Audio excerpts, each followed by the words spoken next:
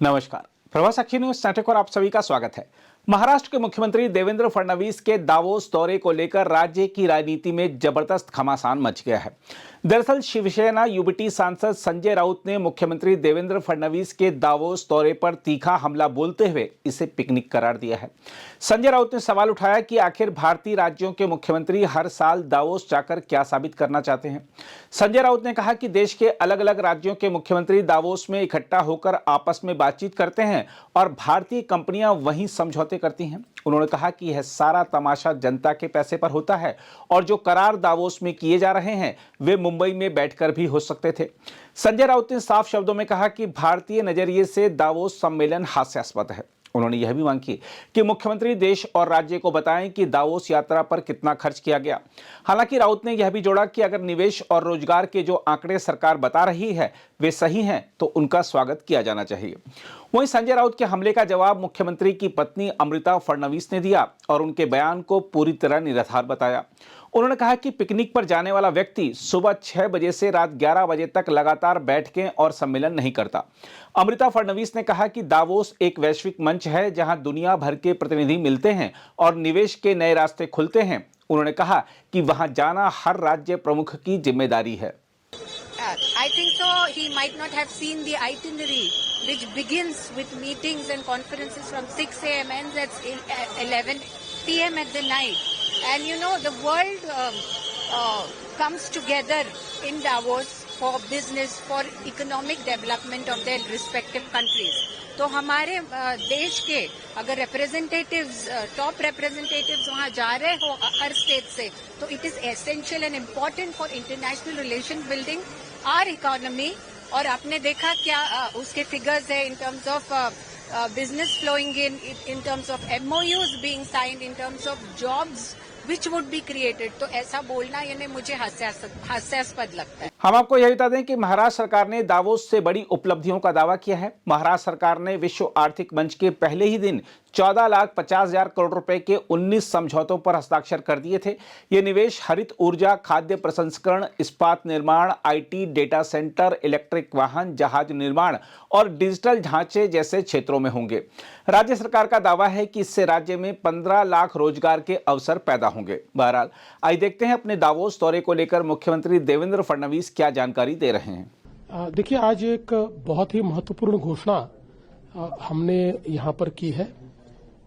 पिछले साल डावोस में जिस समय हम लोग आए थे उस समय यहाँ की AI और इनोवेशन इकोसिस्टम ये वहां उसकी थीम थी और उसको देखने के बाद हमको ये लगा कि हमने भी एक इस प्रकार की इनोवेशन सिटी ये महाराष्ट्र में तैयार करनी चाहिए। विशेष रूप से न्यू मुंबई एयरपोर्ट के पास हमने तैयार करनी चाहिए। और उस विचार को मैंने जो टाटा सन्स के प्रमुख है मिस्टर एन चंद्रा उनके सामने रखा था और मैंने उनको कहा था कि आपकी इसमें मदद चाहिए। उन्होंने कहा था कि इसका जो सारा एक ब्लूप्रिंट है वो मैं तैयार करूंगा। और मुझे बहुत खुशी है कि आज बराबर 1 साल के बाद हम लोगों ने इस इनोवेशन सिटी की घोषणा यहां डावोस में की है। करीब 400-450 अलग अलग देशों के जो इन्वेस्टर्स हैं उनको बुलाकर उनके सामने एक बहुत बड़ी अनाउंसमेंट ये हुई है। ये इनोवेशन सिटी जो है ये दुनिया की इनोवेशन इकोसिस्टम को भारत में लाएगी, मुंबई में लाएगी। हम इसको इस प्रकार से तैयार करना चाहते हैं कि दुनिया में कोई भी अगर इनोवेशन का विचार करे तो उसको प्लग एंड प्ले इस प्रकार की व्यवस्था यहां पर मिले।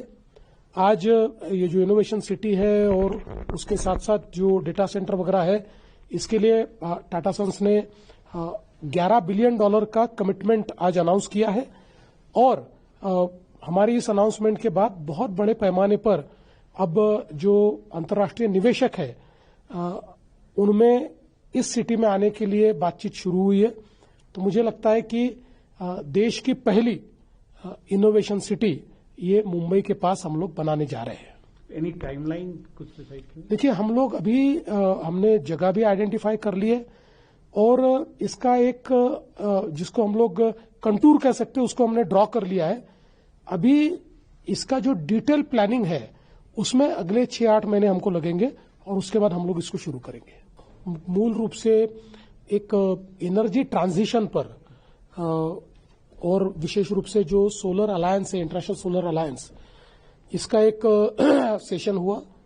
उस सेशन में जिम्बाब्वे के भी मिनिस्टर थे, हमारे केंद्रीय मंत्री भी थे, और काफी चर्चा एनर्जी ट्रांजिशन पर हुई। और इसमें विशेष रूप से महाराष्ट्र की काफी तारीफ हुई। महाराष्ट्र ने जिस प्रकार से सोलराइजेशन किया है उसको आज हम लोगों ने सामने रखा। और ये जो महाराष्ट्र मॉडल है, जो एशिया का सबसे बड़ा डिस्ट्रीब्यूटेड सोलर हमने इंफ्रास्ट्रक्चर तैयार किया है।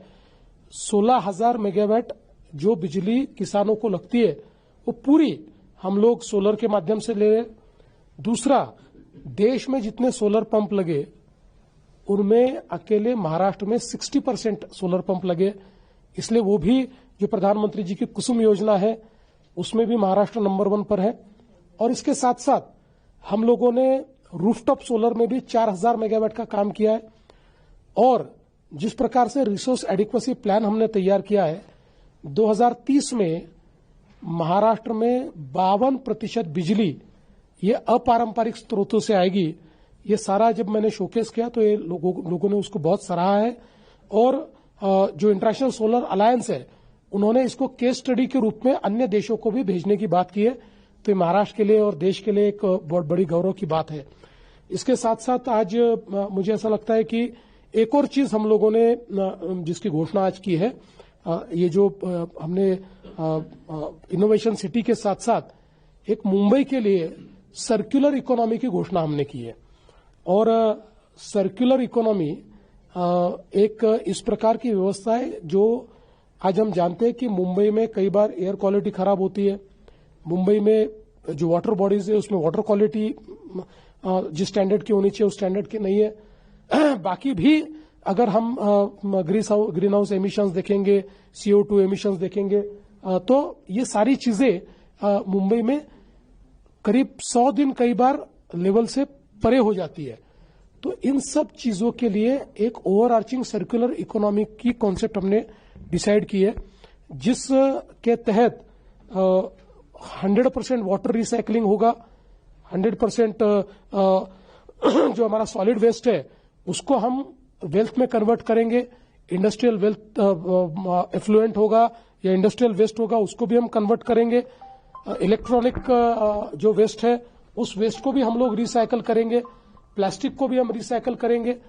तो एक प्रकार से कंप्लीट हम लोग जिसको एक सस्टेनेबल सिटी कहते हैं उस रूप में मुंबई की एयर क्वालिटी को, वाटर क्वालिटी को और मुंबई की लिवेबिलिटी को हम लोग पूरा ट्रांसफॉर्म करने जा रहे हैं। बेसिकली हमने इसमें पहल कर ली है और सबसे पहला इसमें जो काम होने वाला है वो शायद महाराष्ट्र में ही होगा, क्योंकि हमारी जो भारत सरकार की जो कंपनी है उसके साथ भी हमारा MOU हुआ है और रशियन कंपनी के साथ भी हमारा MOU हुआ है।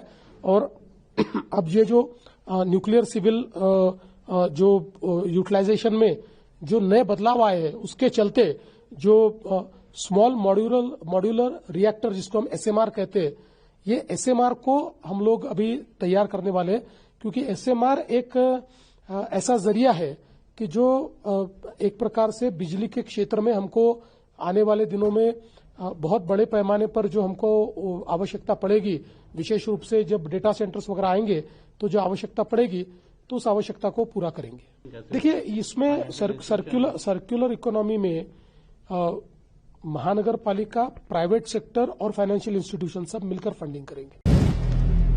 अगर आप भी लेना चाहते हैं देश दुनिया की तमाम जानकारी तो आज ही सब्सक्राइब करें हमारे चैनल को। साथ ही नीचे दिए बेल आइकन को जरूर दबाएं ताकि हर अपडेट आप तक पहुंच सके।